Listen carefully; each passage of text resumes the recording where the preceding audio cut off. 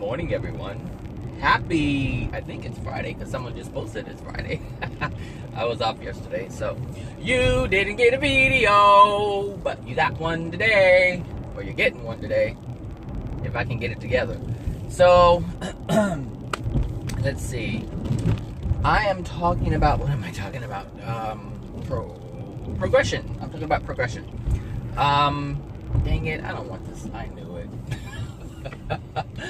I knew it. Progression. So I talked about preclusion. I talked about, what else did I talk about? I don't know what else I talked about. Preclusion. I talked about absorption. I talked about, what was the other one I talked about? Dominance. I talked about dominance. And today I'm talking about progression, and tomorrow, no, not tomorrow, maybe tomorrow if I have time. It's the end of tax season, so I have to do that, so I'm not sure if I'll get around to doing a video. But resistance is going to be the one following progression. So, I wanted, before I get into that, I wanted to talk about design. I wanted to talk, and the reason why I want to talk about design is because of some things that I've been seeing on Facebook lately, and it's regarding design, God's design, and everything that happens to us is by design. Let me close my sunroof. Sorry about that. Everything that happens to us is by design. All experiences are by design. But more than that, it's by intelligent design. Every single thing that we experience is by intelligent design. Not just design, intelligent design. The type of intelligence that we cannot even comprehend. And I was looking at something on Facebook. A friend of mine had posted something because I had asked a question. My question yesterday morning, I was trying to figure it out all morning long, and I could not make sense of it. So maybe if someone hears this, they can help me figure this out. But there are people who say that God doesn't exist, but yet they use God in order to prove their point.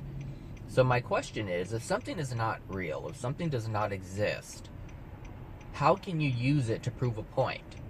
If it's not there, if it's not anywhere, then why would you use something that doesn't exist to prove a point? To me, that doesn't make any sense, but people do it all the time.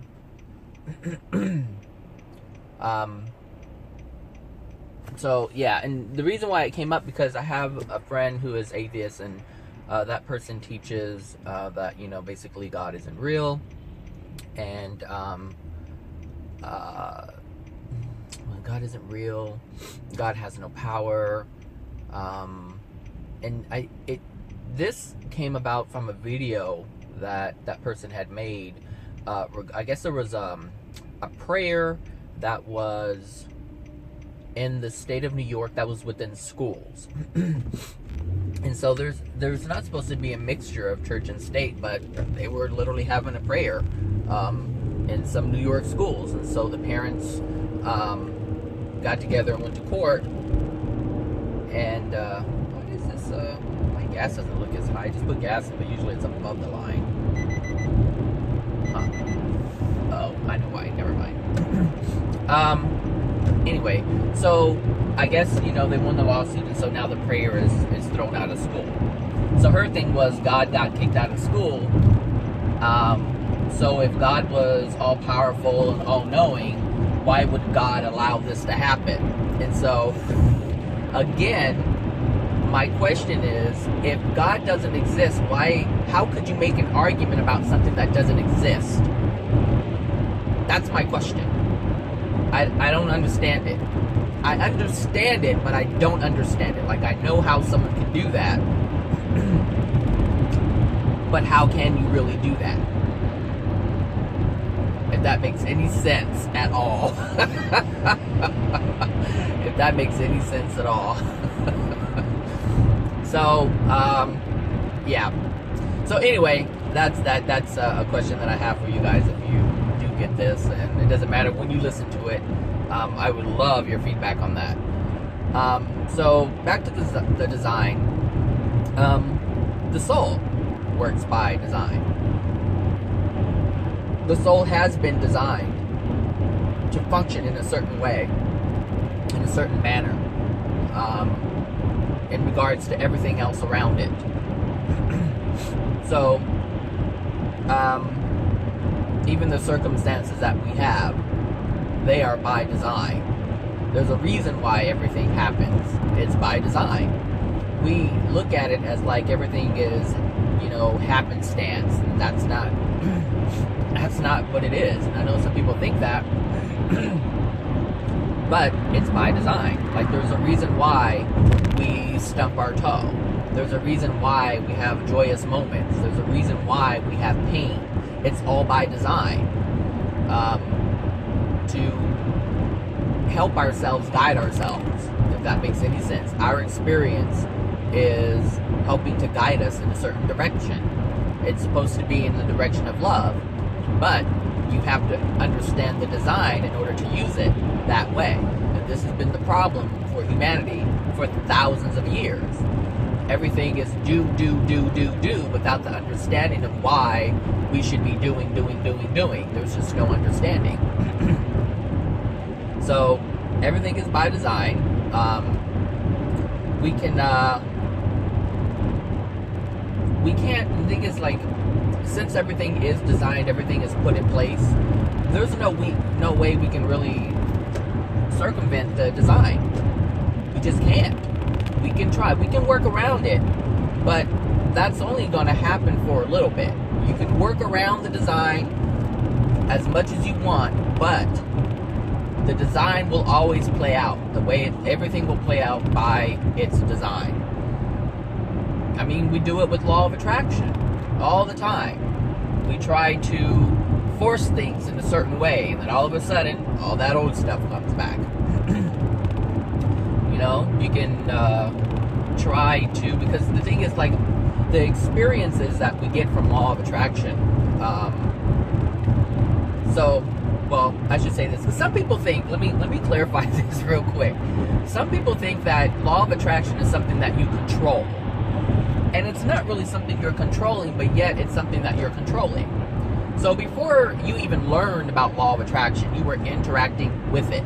So when you were getting what you call negative experiences, that was done by law of attraction. There was something within you, within your soul, that was causing these things to come to you. And there are things that you have experienced, and we all have experienced, that were loving and fun and joyous, and all these different things that are around feeling good. Those things were brought to you by law of attraction as well. And so, it's not that, and so when someone learns about law of attraction, right, and they're trying to control it, this is what's happening, they're trying to control it with their mind. They think, oh wow, I know about law of attraction, and I can do this with my mind, and I can think happy thoughts. You were already interacting with it. You were already interacting with it. Your mind just discovered it. But the process is still the same before you even learned about it. It's the same.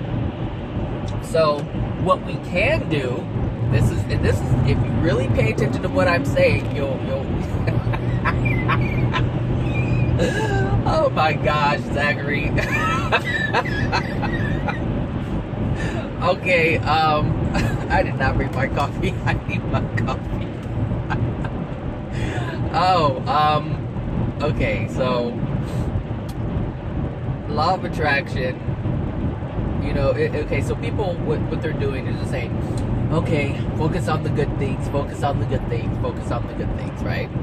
And the good things will come to you. And don't focus on the bad things, don't focus on the bad things, don't focus on the bad things. That's what they say. But the good and bad things are still coming to you. Law of attraction has not changed. It just hasn't changed. The mind has changed. The mind is now trying to focus on only the good things and ignore the negative things. So if you focus on only the good things, right? And you're like, oh, how beautiful, oh, how great, this person is so nice, da-da-da-da-da, but then someone does something mean to you, and you're like, okay, don't focus on the negative, don't focus on the negative, and so you put your head in the sand. And they're like, or what they tell you is, pivot. Don't focus on what's before you. Turn your head and look at something that's beautiful. Look at the stars, look at the trees, look at the sky, look at nature. Think about your children. Think about the things that you love. If you have a mean sibling, think of the nice one. Think of their friends who are nice if you don't have any nice siblings. Do you see that there... Why is this person like swerving up there? You know, I gotta pay attention when people swerve because I might have to swerve too, get my swerve on. But if you really pay attention, nothing is changing. It's an illusion. It's an illusion. I mean, think about it. I mean, Abraham Hicks is one of the well-known law of attraction teachers, right? Abraham being an entity that is channeled by Esther Hicks. So that's why they call him Abraham Hicks. So, or call her Abraham Hicks. But it's Abraham that's coming in. Abraham not having a last name. So, anyway, if you really think about it, the same thing. Before you even found out, you were having the negative experiences and you were focusing on them. And then when you had good experiences, you were focusing on them. Sometimes you didn't focus as much, or sometimes you didn't allow yourself to focus on them, but they were there. Just like they're here now. The mind is aware of law of attraction, but nothing has changed. Nothing has changed. This is what I'm talking about. If you pay attention to this stuff, you can see through it. But I am not saying that law of attraction isn't real. That's not what I'm saying. I'm saying you have been interacting with this law since the beginning. This has been your interaction with law. Your life is interacting with law of attraction, which is bringing you all of your experiences. If you hold love in your heart, then you get to have loving experiences. If you have hatred in your heart, then you're going to have experiences that are going to make you even more hateful. It's going to bring about more of that you're feeling. That's law of attraction. I know I'm talking about law of attraction, I'm trying to get on progression, but what I'm saying is everything is by design. Everything is by intelligent design. And so there is an intelligence that has created everything. Just like we have created the car, we have created all different kinds of things on this planet. But just as we can create things, there's a creator out there, a prime creator. We are co-creators, but there is a prime creator, the creator of all things, source, whatever you want to call it. It doesn't matter what you call it. Okay, sorry about that. I got a phone update that kicked my camera recording off. So, as I was saying, we are co-creators, and there is a prime creator. Whether you want to believe in God or not, it's there. You don't have to believe it. You don't have to believe it. But it's there, and you're interacting with its design. And you were designed by it. Just to be clear. Alright? And the thing is, when we're working with the design, like, it requires no effort. It requires no effort. Like, everything is really put in place for us. All we have to do is function. That's all we have to do is function. That's it. Function with the design. You know? The thing is, like, if you work with the design, then beautiful things start to happen. things run more smoothly if you work with the design. But you cannot work with something you don't think exists. So that means you're basically walking in the dark, and you're having these experiences and not even knowing why they're happening. You're not knowing the system. You're not knowing how it's designed. I mean, before you start anything here in the physical, you understand what you're doing before you're doing it. Right? How does this operate? How does this work? What is the design of this? What's the purpose of it? I mean, we do it with the things that we design here, but we don't even ask the question about the design that we can't see, that we're interacting with all the time. Right? I mean, everything is by design. Even when we do something, it's by design. And sometimes we stumble upon something and we're like, oh wow. And then we design something around that thing that we have found. Even with other, like, the laws of gravity.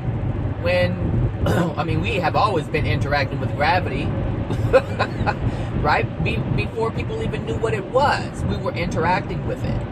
And then man discovered, or like, hey, you know, something is going on here. Let's learn about this. Let's try to figure this out, because when this happens, this happens. Something else doesn't happen, this always happens. Why is this? We start discovering, but we didn't discover anything. We're just learning about something that's already there, but it's already in place. It was designed that way. We're just trying to learn about the design. And when it comes to gravity, we still don't know. We know that certain things happen, but we don't know about gravity in its entirety. We just don't. And some of Newton's theories are now fading away because new discoveries are happening.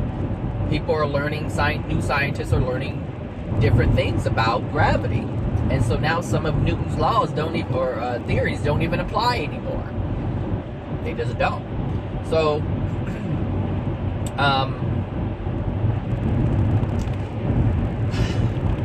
the thing, I might have to title this a different, I might have to put a different title on this. But progression isn't that long, actually, so that's why I'm talking about this in length.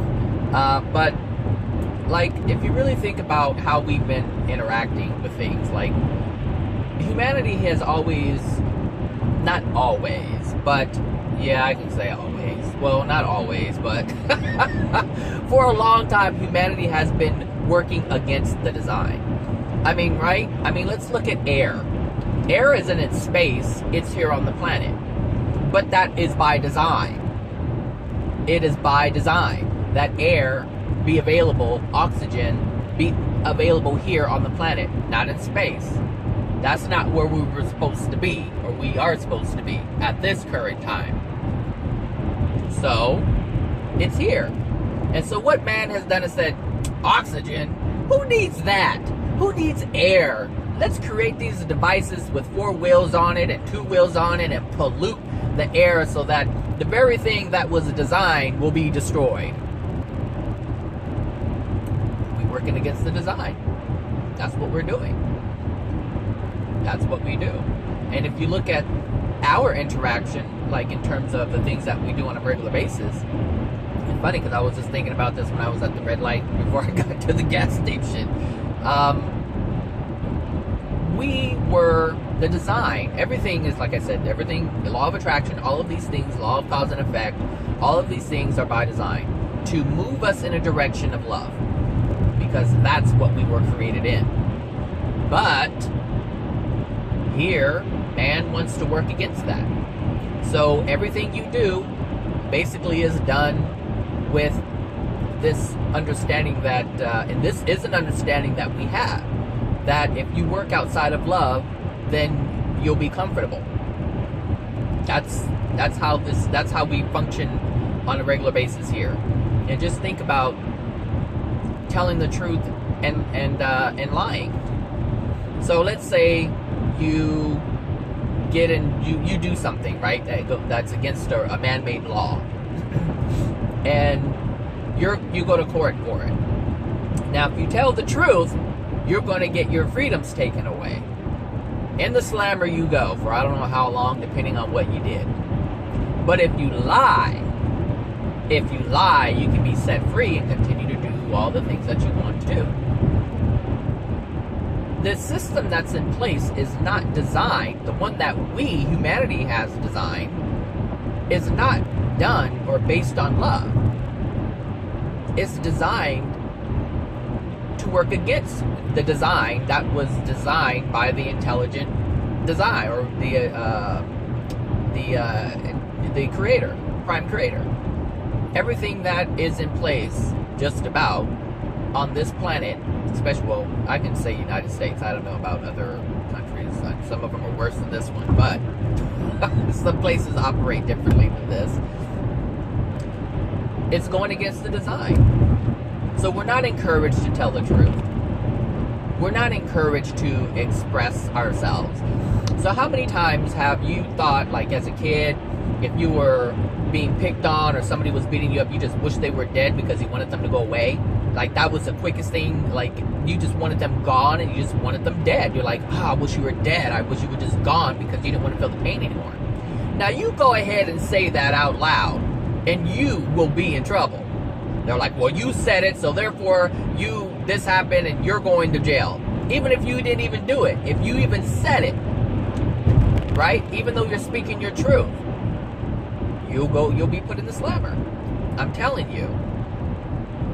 The things that man has created is not in harmony with love. That is not the original design, though.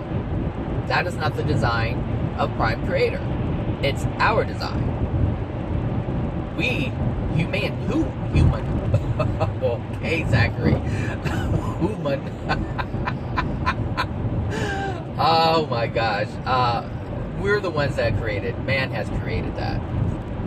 And that's what we live by. So, we tell lies all the time in order to, for whatever reason. But it's all done out of fear. It's all done out of fear. I'm not saying that it's a good thing. I'm just trying to point out that intelligent design and the design that we have is completely different. Completely different. Totally different. Yeah, so with the thing is, because we operate that way, we spend a whole lot of time maintaining.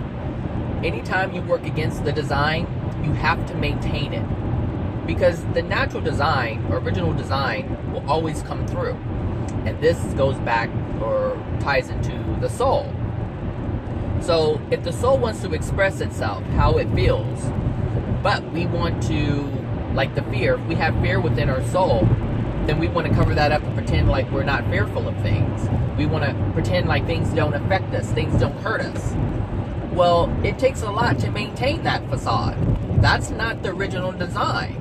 The original design is to express your fear, to express the pain, to let it go, let it flow out of you, let it flow through you. That is the original design. That is the intelligent design. But if you try to cover this stuff up, then you have to maintain it. Every time you tell a lie, meaning every time you go against what you really feel, because that's what a lie is you're not really exposing your truth, your soul's truth. So if you hate someone's guts, but you smile in their face, you are suppressing the emotions of your soul. You are suppressing you, and you're using the mind to create something else. And so that has to be maintained, and it takes a lot of energy. A lot of energy. This is what I'm talking about. Things would run so much smoother, much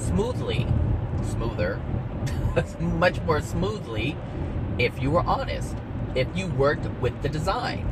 So if you were honest with your feelings, which is part of the intelligent design, then you wouldn't experience the stress. And if you do tell the truth and say, hey, I really hate your guts, you really piss me off because you do X, Y, and Z, right? Well, if you don't do that, it's because there's a fear there that this person may not talk to you anymore, or people will think of you differently because of you expressing yourself, your truth. that's a fear too. And so this is what I'm saying, and you don't want that to happen. So that is an error. First of all, that's not part of intelligent design, to be fearful of how you feel. The part of the intelligent design says express how you feel, acknowledge how you feel, understand how you feel, understand why you're feeling the way you're feeling, understand that you're feeling this way because there is something that is unloving within you. There is an error that dwells within your soul. That is the whole purpose of all of this. But if you shut it, more skunk, great. But if you shut it down, then you're not living your truth, you're not honoring your soul, and you're working against the design. And it's going to take a lot of energy to maintain that. Just think about it. When you hold in all of your emotions and you don't let it go, it takes a lot to maintain that. A lot to suppress it. It's like a pressure cooker, and you're trying your best to keep that lid on, and it's about to pop, and you're doing everything you can, and it's taking all of your attention to focus on keeping the lid on. But when you're doing that, that means you're not able to focus on the good things that are happening, because you're not allowing that stuff to escape from you. That's why you feel better after you have a good cry. That's why you feel better after an argument, because you let it out. You let your true feelings out. That's what happens. So yes, you can let out anger and you can feel better. You can let it out. But there's a certain way to do that. Maybe I'll talk about that in a different video. But as you release this, as you let it go, you feel better, because the pressure isn't there anymore. Now you don't have to spend so much energy holding it all down, shoving it down within you. That's what this is. So for the people who have cancer out there, you have held a great deal in. And you can have it, you can go get your chemos and your radiation and have it cut out and do all this stuff, but it's gonna come back. Oh, it's gonna come back.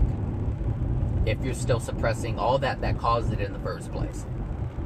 It'll come back. It don't matter how many amens, hallelujahs, Jesuses you say, it's gonna come back. Because amen, hallelujahs, and Jesuses are not the one that's taking it away. I'm telling you. Whatever. Alright. So yeah, working against the design will always cause havoc. It's going to cause stress, pain, suffering. So you don't have to say these things out loud, these things that you suppress. You don't have to say them out loud, but you have to acknowledge that they're there, and then deal with it. Deal with it. Allow yourself to feel that. But if you are in the space where you can't do that and you have to argue, well, there's consequences to that too, because you can acknowledge your feelings without harming another. Like, you don't have to be angry when you release these things. You can say, hey, no, this is how you made me feel, and it made me angry and it hurt me, you know. And generally the anger comes from suppression of emotion, of pain. So if you do release this, just release the original pain, not just you pissed me off. You have to acknowledge what hurt you. That's the original. That's what's at the base of all of this. So yeah, that's that. Let's see. All right. So with the intelligent design, as we continue to work against it, then what's going to happen is you're going to constantly be disappointed. That's just how it is. And the reason why you're being disappointed is because you're trying to maintain something. And when it slips up, like when your soul comes out, and the truth comes out, and what you're trying to create, the facade you're trying to create, when you're not able to maintain that for that moment, you get disappointed. This is what happens when people, this happens to me at work all the time. There's people or someone at work who has tried to maintain a certain identity, and the identity came out, and now they're angry at me, but they're really disappointed in themselves. One, they're angry at me because, they're angry at me because I know, but I didn't do anything. I just found out about their truth, their actual truth. And so their facade wasn't maintained with the mind, right? Because the person knows how they are and who they are. And so they use the mind to try to project something else, to get people to believe something else. And when that truth came out, they were angry. They're mad at me. They're very pissed off at me, actually. To the point where they're doing little things, here and there. But I didn't do anything. I didn't do anything at all. But this is where the disappointment comes from, because they weren't able to maintain that. So anytime you deny your soul, you're denying your truth. And it's going to cause disappointment. Because you always have to make adjustments to these things. Everything that you create that is untrue, you have to constantly make adjustments. And you need to learn how to drive. Always. Because each disappointment requires an adjustment. It's like, dang, that's not working. I have to do this. Okay, now I have to do this. I have to do this now. I have to do that. And so you're constantly changing. Constantly. So, anyway, that's God's design. Everything is God's design. That's dominance is God's design. Preclusion is God's design. Absorption is God's design. Gravity is God's design. The law of aerodynamics is God's design. We just stumbled upon it. I mean, that's the thing, is we didn't discover anything. We just noticed something that was already there, and we learned how to master it in a way, right? Because planes fall out of the sky, helicopters fly out of the sky, things fly out of the sky. So we're starting to understand it, but we haven't mastered it. If we did, nothing would fall out of the sky. This is not going to happen. Pain and suffering. Anything that has to do with pain and suffering is basically dishonoring God's laws. So the intelligent design that's in place, we're working against it. We're not working in harmony with it. But anything that you experience that's joyful and it brings happiness, then you're working in alignment, or you're working in harmony, I should say, with God's design. That's it. So you work with it, you'll have a great experience. You work against it, well, you're going to know about it because of the way you feel. That's how you know, is by the way you feel. You feel peace, you feel ease, you're working in harmony. You feel resistance, well, you're working out of harmony with it. So that's how you know if you're working with or against. This is how it is. But the thing is, when you're experiencing pain and suffering, that's the corrective process, which is God's design. That's why it's there, to let you know, hey, I don't like this, so I'm going to have to do something to change. That's the corrective process. Now we can look at that process and move along with that design, or we can continue to work against it. That's just the way it is. Even people who don't believe in God know that if you do something unloving is going to come back. You go ahead and hit somebody in the face and see if they don't hit you back. And if you hit somebody in the face who won't hit you back, it's going to come back through somebody else. Something else is going to happen. And someone's going to say, see, karma. But there's atheists who believe in karma. It's all God's design. So this is what I'm saying. All of it. Everything that we interact with design. Intelligence. Intelligent design. That's what people want to call it now, who don't believe in God. Well, I'm not going to look at something, understand it, know that it's there, and then say that, no, it's not there. That's ridiculous. That's ridiculous. That's like saying, oh, there's a tree, but no, there's no tree. We're experiencing these things, and maybe that's it. Maybe people are not acknowledging their experiences. I don't know. But it's a corrective process that a lot of people are experiencing. So if you want less pain and suffering, then acknowledge the design that's in place. Acknowledge the design. And work it. Work the design. I mean, because once you know, why would you want to work against it? If you know that things can happen if you live by the design, it should be much easier for you. So, I mean, your body's by design. It is. Your body is by design. Just look at it. It functions fine if you work in harmony with its design. So, it's a living organism. You give it living foods, it will thrive.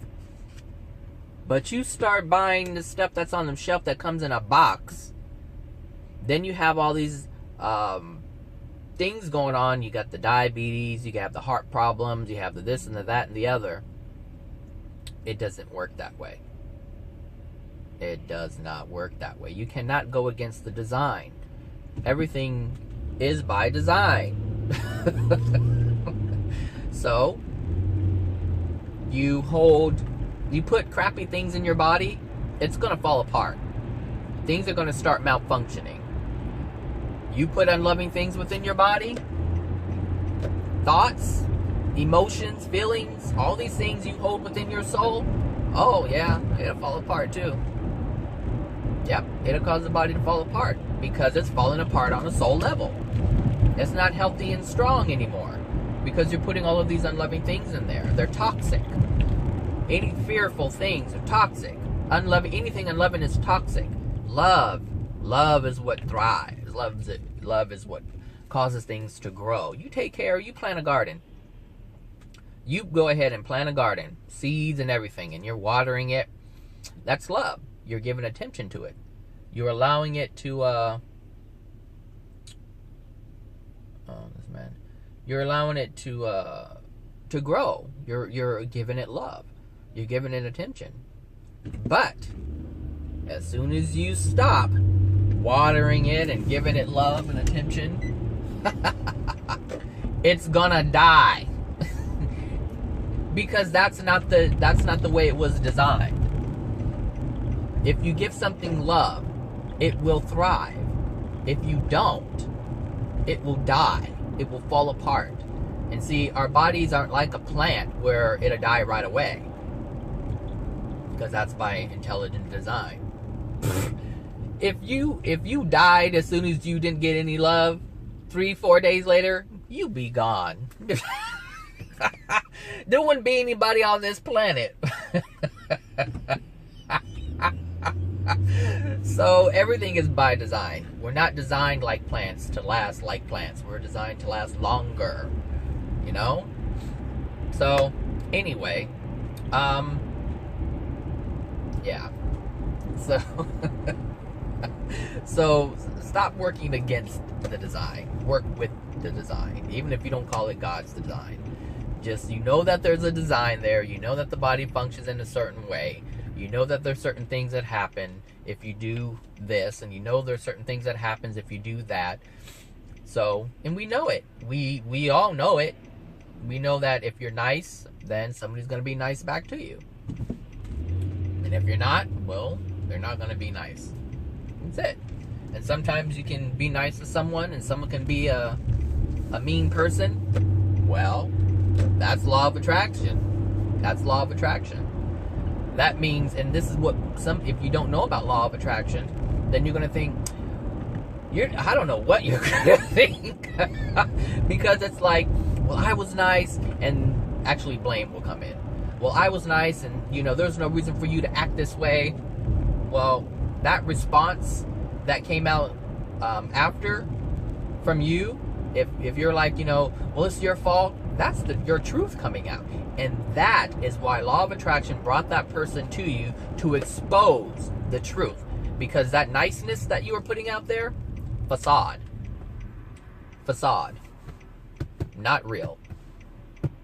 The truth came out when you started to blame that person. Now, someone who had love within their soul, then what would happen is they would say, this man distracted me when he waved at me. I nodded my head back and it threw me off. But It just threw me off. It's not common out here in South Central Los Angeles like that. Anyway, so the natural response, if you had love, would have been, wow, that person's really going through a lot, right? If you really had love, your response wouldn't have been like that. But whatever. But on that same subject, the fact that that person came to you and did that means that there's something within you to begin with. Because generally people won't experience that if it's not within them. So if you do respond in a nice saying, hey, because I'm like that too. Like there's times where I'm gonna have to finish this later. All right, I'll be back in a bit. All right, I'm back. Okay, so I was talking about, I don't know what I knew it was about God's design, intelligent design. I think the last thing I was going to use an example, but I can't remember what the example was. And so I even listened to my video, and at the end I was like, what the heck was I going to share as an example? So I don't know what I was going to say. But continuing on, yeah, everything is by design. Everything that we interact with is by design. And the thing is, the universe is by design. God is very clever. For those of you who do acknowledge God, God is very clever. Very clever to have designed all of this that we're experiencing. Everything that we have to experience. It has all been created by the Creator. By Prime Creator. And somehow, we rebel against it.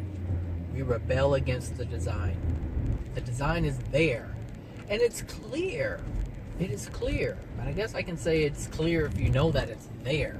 And that's the thing, like it is clear once you know it. I mean, it's not hard to understand. I mean, you don't need to go to college to understand this. You just don't. Because it's already within you. Like, you can, like, some of you are listening to these words and you're like, I see it. I can see it. It makes so much sense. I can see my entire life, how I've created it. I can see my entire life that I've been interacting with all these different laws. I just didn't know what they were or how they worked. And since some people can hear what I'm saying, I'm like, I kind of see it. It just means you need to focus more on yourself. Because here's the thing. If you're able to listen to what I'm saying and you get it quickly, then that means that you have had bits and pieces of information along the way. For those of you who find it difficult to follow what I'm saying, that means that you have been living in, or I should say, you've been living your life based on everything that has been going against the design. And so you've only known things to, or how to live life against the design.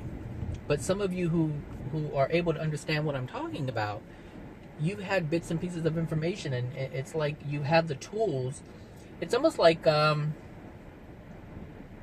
you buy a tool set, right? You go to Sears, you buy a tool set, 100 and whatever piece tool set.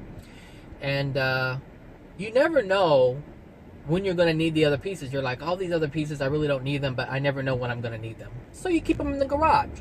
And then all of a sudden something happens and you're like, oh, I think I know what will work. And you go and get it. And you're like, oh, I'm glad I had that. And that's the thing. Like, we can get pieces of information and it doesn't always make sense. But that doesn't mean you should discard it. Just because you can't apply it now does not mean that you cannot apply it later. It's coming into your existence for a reason. There's a reason all of this is coming to you. So anytime anything comes to you, accept it, say thank you to the universe or whomever is delivering the message or the information, and put it away. And when you hear something, and you're going to hear something, and it's going to trigger what you've learned before or what you ran across, and you're going to be like, yeah, I remember someone was talking about this. Oh, so-and-so was talking about this. It happens all the time when I'm around people and they ask me what I do, and I say, oh, I'm a hypnotist. I do past life regression. It's like, oh my God, so-and-so was talking about that. How does that work? You see? It's already in their consciousness. It's already in the toolbox. Your toolbox being your consciousness. It's in there. You don't know what to do with the tool because you don't have anything before it to make sense of what it is. But here they meet someone. I mean, look, being a hypnotist and doing past life regressions is rare. It's not common.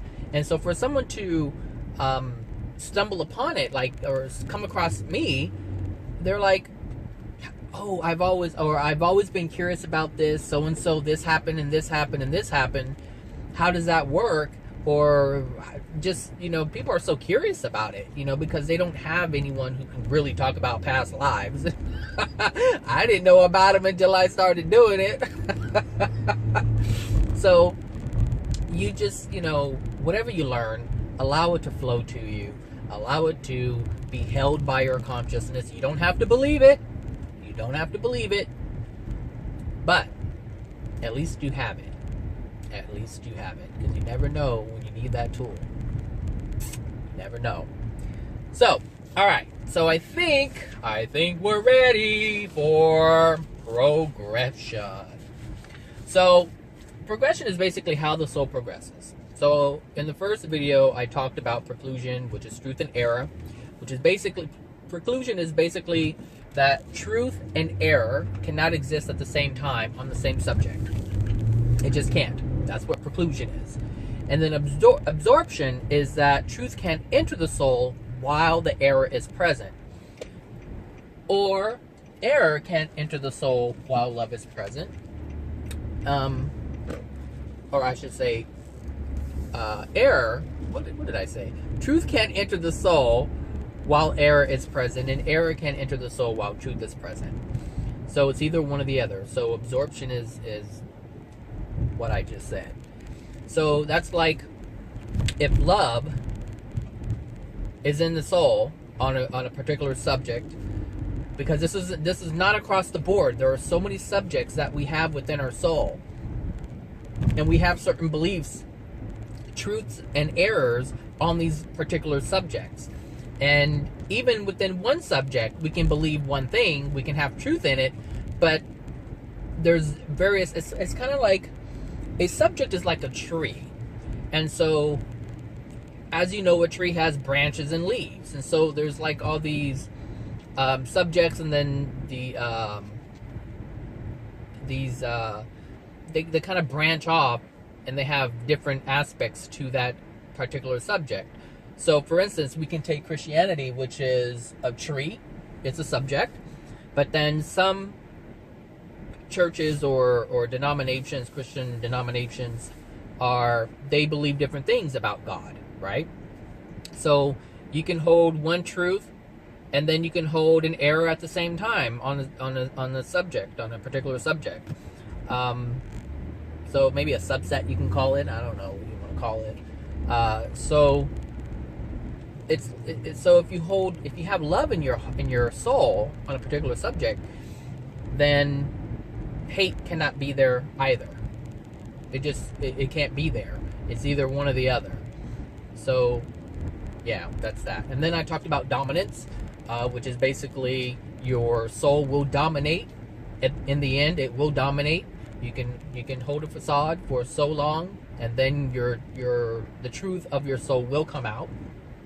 Sometimes the truth of your soul is not pretty. And a lot of times you know that the truth of your soul is not pretty, which is why you're trying to suppress it. Because it's something that you know is not cool. It's not something that people approve of. So you suppress that aspect of yourself. So for instance, let's take someone who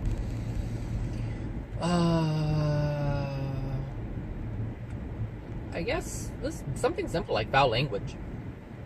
Like if this is coming out of you on a regular basis, this is part of who you are, and when you're around certain people, you don't do that. You're suppressing who you are, but the only reason why you're suppressing it is so other people won't see it, so that they don't judge you due to fear of whatever. Maybe it may prevent you from getting something. People may stop talking to you for whatever reason. So that's one way your soul can come out, but you're suppressing who you really are. But then you have to ask yourself, why is that within your soul? Why is such foul language within your soul? Because words have energy. Words are connected. All words have an energetic signature. And so even though we can change them, we can in terms of how we use them, but it has an energetic signature. And so it's held within the soul. There are some people who will not use that type of language because that energy that they possess within their soul is not in alignment with the words of profanity, I should say. So the soul will always dominate. It comes through every day and you don't even know it. Some people try to suppress it. Some people have it within themselves and they show it every day and they don't try to suppress it, but they don't know how to fix it. They don't even know that there's an issue there because it's just part of who they are. They've been that way for so long, they don't even know why they're that way. So, but their soul, sometimes, like I said, whatever. I've said it I don't know how many times. So, what is this man doing? He's using a cane and crossing jaywalking. Okay. So progression basically is that. So how do we assist the soul to progress? How do we do that on an individual level? Well, true progression within the soul can only be obtained through an emotional process. That's it. That's how the soul will progress, is by having an emotional experience. It's an emotional process, I should say. So pain will be felt when it's or emotional pain will be felt when it's related to error, and pleasurable emotions will relate to truth. That's just how it goes. So there is a releasing and an absorption. So when you're absorbing, when you're learning truth, right, the progress, when you know you're progressing, is that you're going to feel something. You're going to experience an emotion, I should say. And at first it's going to be a sad one, a bad one, what you would consider a sad emotion. You're going to feel some type of pain. Some type of pain is going to be felt. And that pain is the releasing of the error. That's how you know if you're letting it go. Because it's something that you've held on to for so long. It's been part of your being for a long time. Or it could be a new one, but it's something that's been held within you for a while.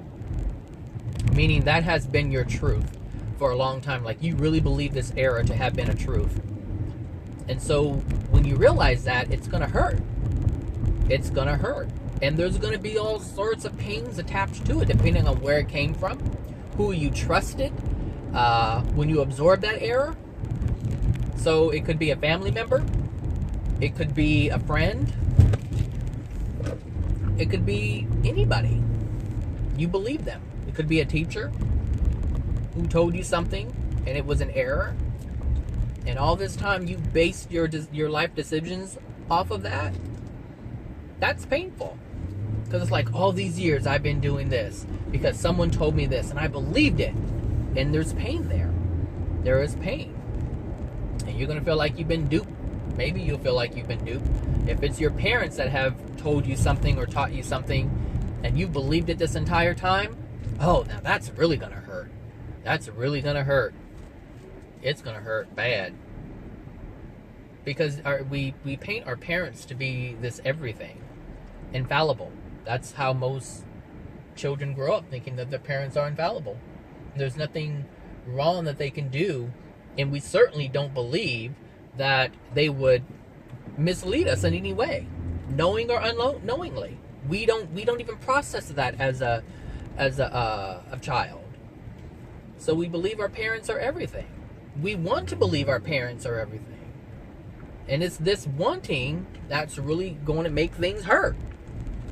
Because we want to believe that our parents are fantastic and great and fallible, and there's nothing they can do to ever hurt you or misguide you, mislead you. That's the hardest one right there. That is the hardest one. Out of all of these things that you come to terms with, that one is going to be one of the most difficult things for you to really accept. Which is why it's hard for people to release these things. Because that means they have to they have to acknowledge this. And this is why it's so hard to accept truth, is because of the pain of the error. The pain of the error is too great. The pain of, oh my gosh, really, I mean, that's I mean, it took me a while to even go to this place with my mother. I didn't have much interaction with my father since they divorced when I was 2, and I saw him 7 days before he died, so there really wasn't much interaction. So there aren't any lies that he told me. There weren't any mistruths that he gave to me. But my mother? Oh yeah. Oh yeah. And parents do it. Parents do it all the time, and they don't even know that they're doing it. They don't know. And the thing is, growing up, like, I'll stick on the parent thing because this is something that, I mean, I can use a spouse, I can use boyfriend or girlfriend, but the parent thing is going to be the most difficult. And it's the most common. That's where we receive most of our errors. And some people come to this realization on their own. Especially, like, I have a friend who was raised in Catholicism. And he's starting to realize that all this time it has caused him so much pain, so much unhappiness. Like, the issues that he has today as an adult come from that. All of the pressure and condemnation. And, oh my gosh, it's deep. This step is deep because it comes from the parents, and the parents don't think that they're doing anything wrong. If they did, they wouldn't be doing it. But they really thought that this was what they should be doing. They thought this was the way. They really thought that this was the way. And it doesn't matter what religion is. I mean, what religion it is. If it's about religion, it doesn't matter what the subject is. An error is an error. An untruth is an untruth. Unloving is unloving. It doesn't matter which form it comes in. The results are the same. It prevents love. It prevents love from being there because error is taking up that space.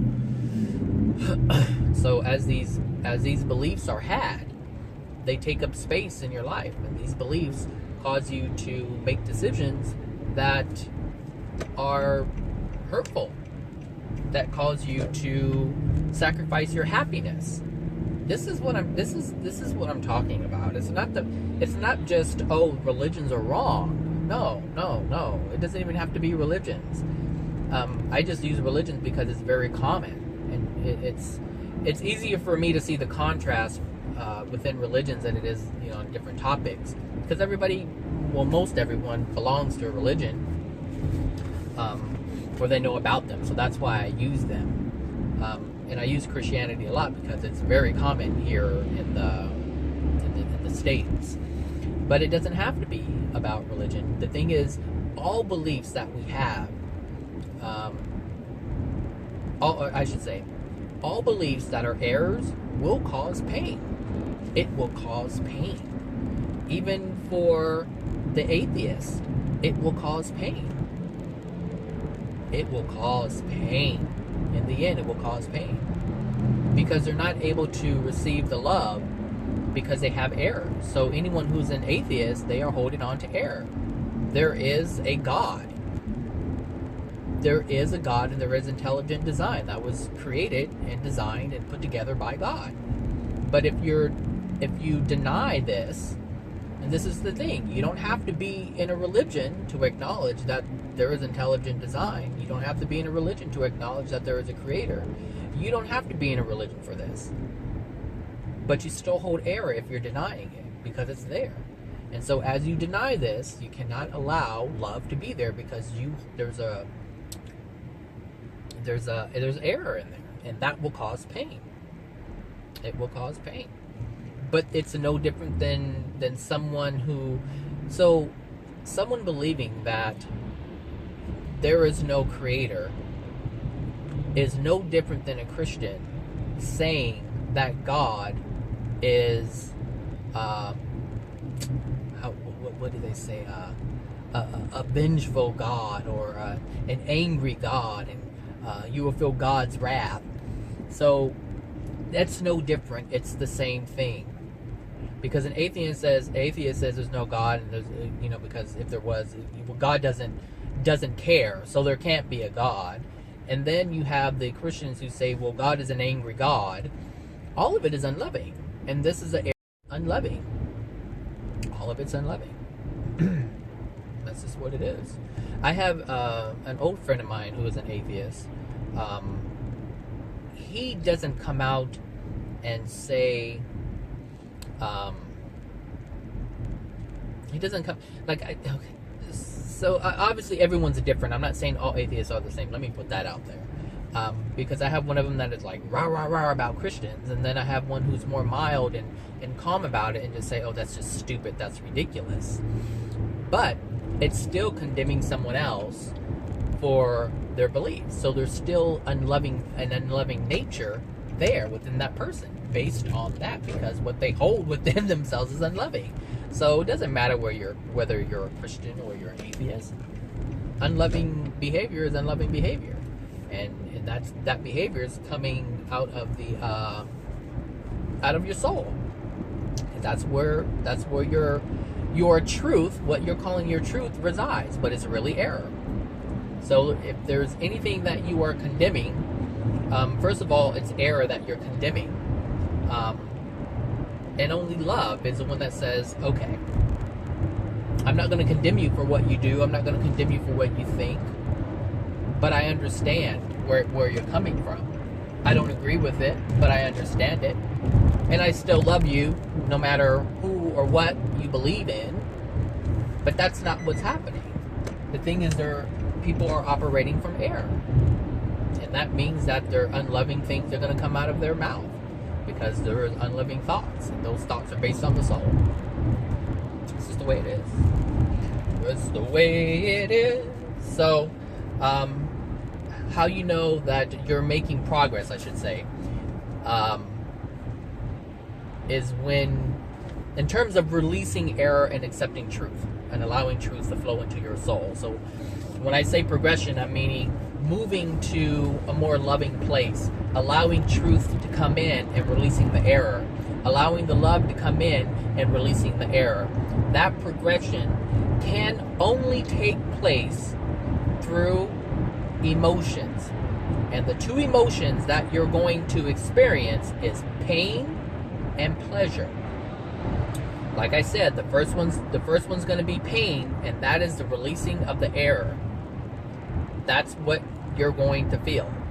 It was like, if we just stick to the parent thing,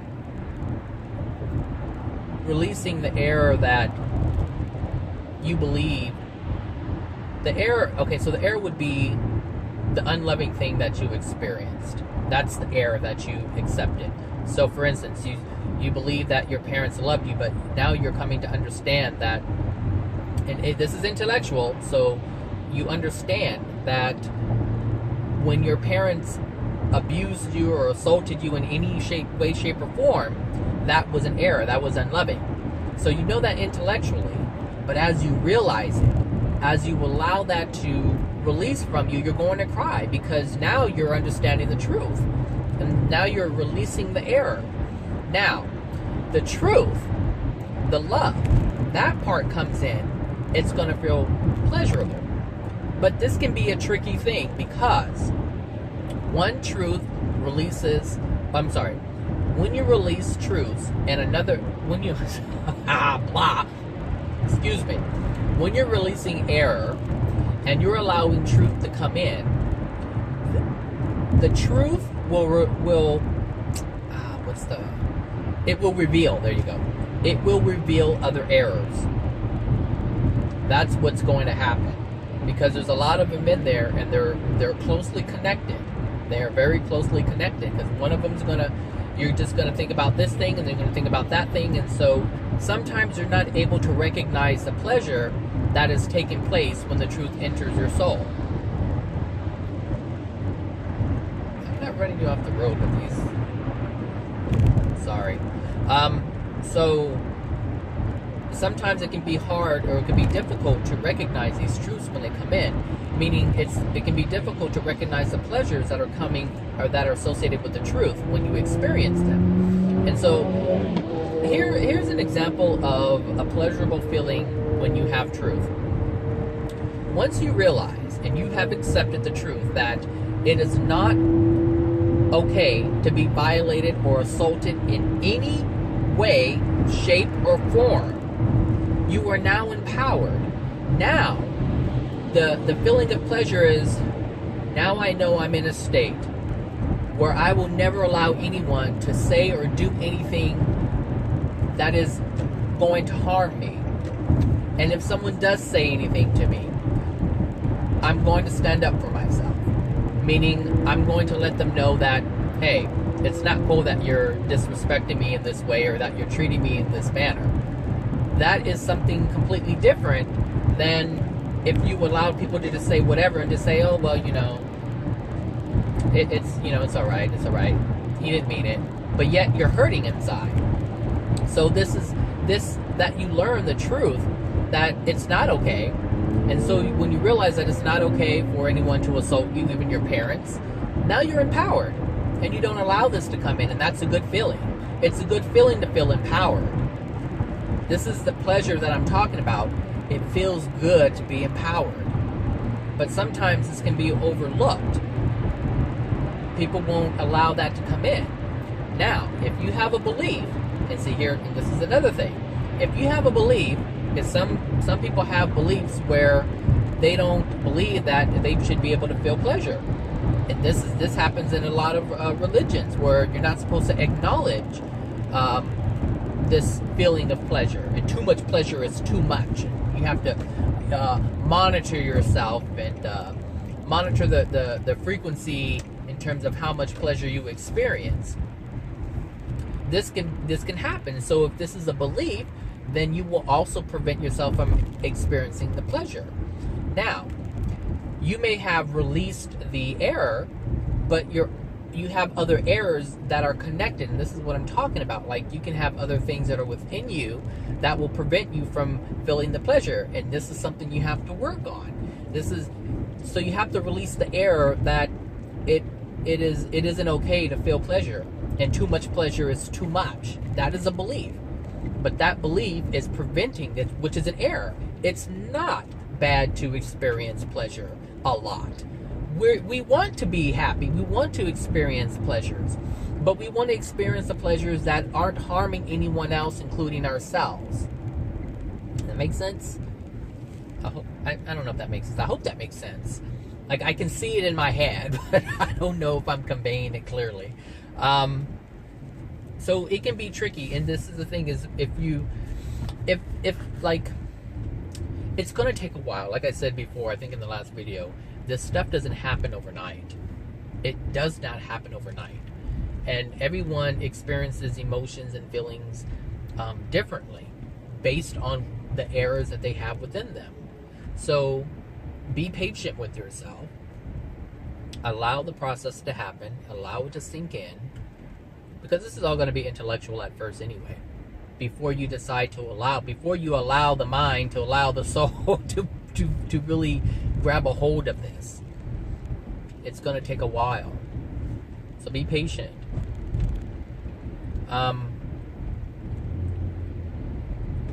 So let's, here's something. for individuals who are not in touch with themselves emotionally, meaning they don't really experience emotions,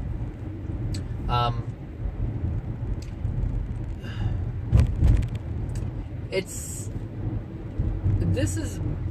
happens a lot with men.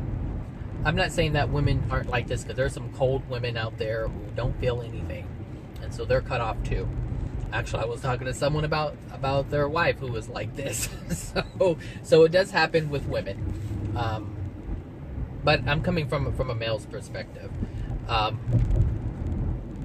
When a guy is trying to embark on this and improve themselves by understanding their soul and acknowledging these emotions that dwell within them, releasing emotions or showing emotions in order to release them can be a very difficult task, especially if they do not have any experience with showing their emotions. So if you're one of the type of guys who doesn't cry and doesn't show their emotions and what they're feeling, and everything is just, kept on lock, then this is going to be a little bit more difficult for you. However, once it starts, since there's so much that you have not released, when it starts, it's going to start and it's going to flow, and you may not be able to control it, and that's okay. Don't control it. Which is why I'm saying this right now. If the soul is denied the pain and pleasure of this process of progression, if the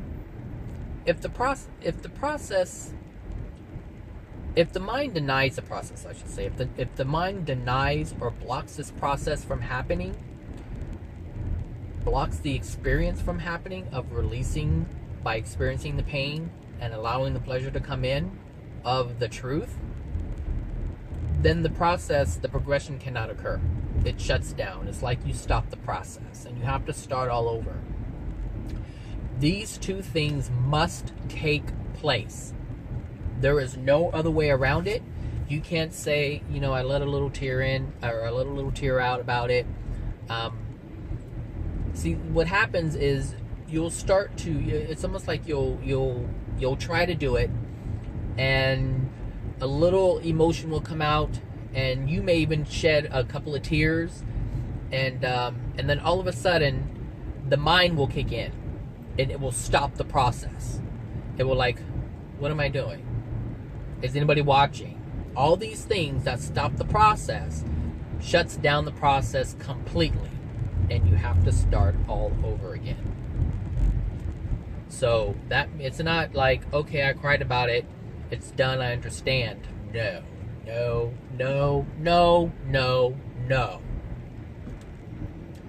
I'm being very specific about this because there is a process, and this is the process. It must be experienced fully. Both the pain of releasing it, the error, and the absorption, the pleasurable absorption of the truth must be had. You must feel these two things. This is how you know the error has left and the truth has set in to the soul. The mind doesn't have emotions. So this is what I'm saying. If you can't just think that it's there, you have to experience the emotions. The mind does not have this capability. All the mind has capability of is acknowledging that the soul is having the experience of the two emotions. That's all. But the mind does not create the emotions. It does not experience the emotions. It can help move it along. It can allow, yes, but it's only allowing the emotions to be had, just like the mind can shut it down. Just like when you were a kid and you cried and your parents said, you better stop crying or I'm going to give you something to cry about. And then you stop breathing and you stop crying. That is the power of the mind. The power of the mind is it can allow or disallow. And this is what you have to be mindful of. It cannot be in the head. You can't just think about, hey, I let it out. But what emotions did you feel? You have to, and this is why I'm saying this. It's not just about crying and letting it out. You also have to feel the pleasure. of allowing that truth to come in. And you will feel something. I guarantee you, you will feel something. It's an amazing feeling. It's an amazing feeling. And when you do, you're no longer, like, if there was an error. So one of the things, the errors that I held was that, well, I used to think that my mother was, this great person. And I'm not saying that she isn't, but I thought in her entirety, I thought she was this amazing individual. And so I could never acknowledge the things that she did to me that were not loving. That was very difficult for me. Now, one of the things that has always bothered me that I would not acknowledge, because it would take away from that vision of what I thought about my mother, or the vision that I held my mother in. So, was like this perfect mom. And we all think that our mothers are perfect. We all think, not all, because some of them are very abusive and we know it. But the ones that say I love you, and they do loving things sometimes, but yet sometimes they do unloving things. This is the ones I'm talking about, where it's kind of hard to figure it out. It was hard for me. One of the things that she did was she lied.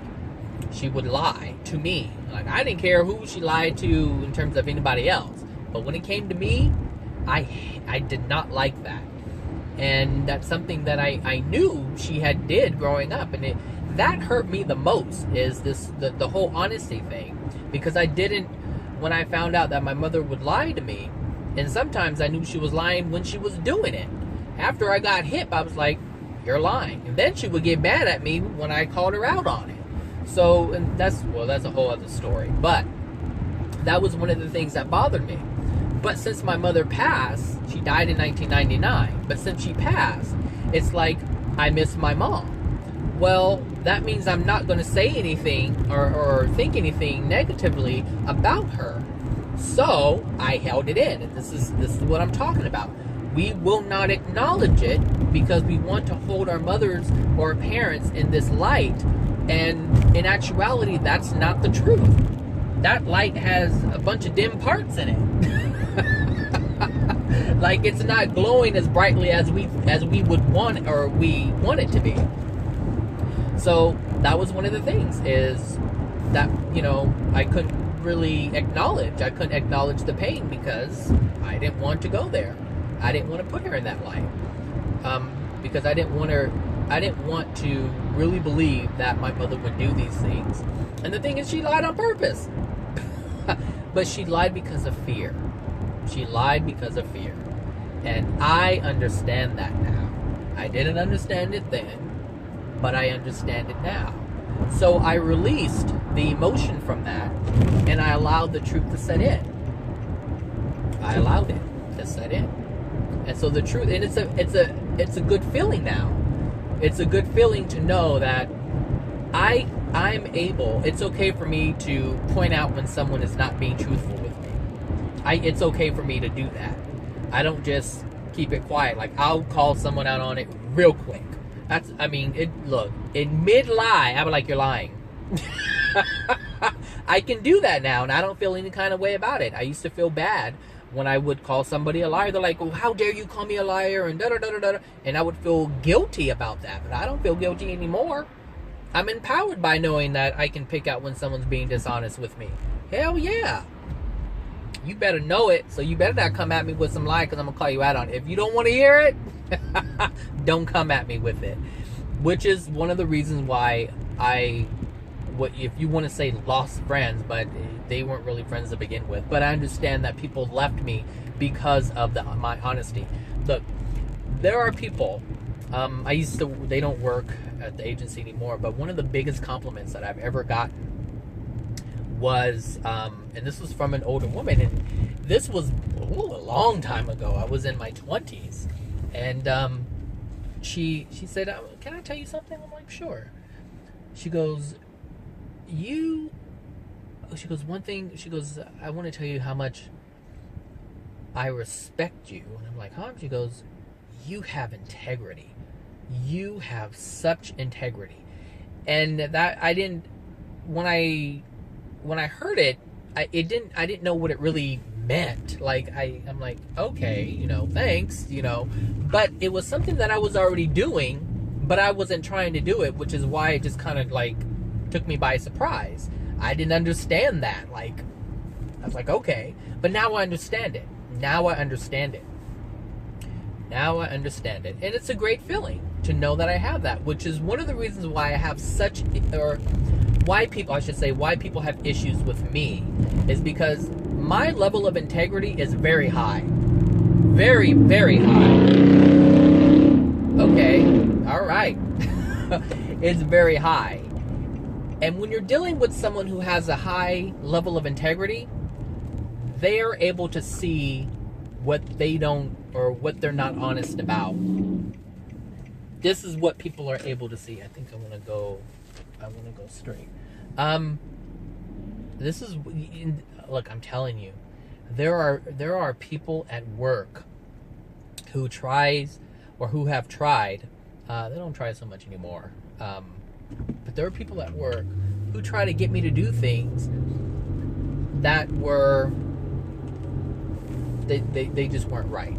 To do things that were unethical, and I just wouldn't go there. And the reason why they wanted me to engage in these unethical things is because there were things that they were doing to partake in these things, so that it's almost like a blackmail. So there's not, they didn't want that to be held over their head. So they wanted me to be dirty too, because they were being dirty.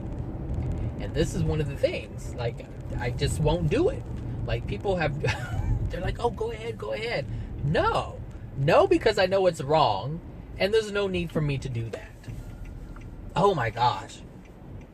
And so now there are people I work with, and they really cannot stand me. But the only reason why they can't stand me is because of my level of integrity. I won't bend on that. I just won't. Just because someone else just no. Nope. Just because you have the potential of getting in trouble for doing something does not mean I'm going to allow you to drag me down with you. That is not going to happen. That's not going to happen. So I don't allow it to happen. And it's a good feeling. It's not such a good feeling for the other person, but it's a good feeling for me, because I'm squeaky clean, baby. I'm squeaky clean. I can hold my head up high and just, I didn't have anything to do with that. I didn't have anything to do with that, or that, or that, or that. It's just it. So, I don't know how I got on that. But anyway, the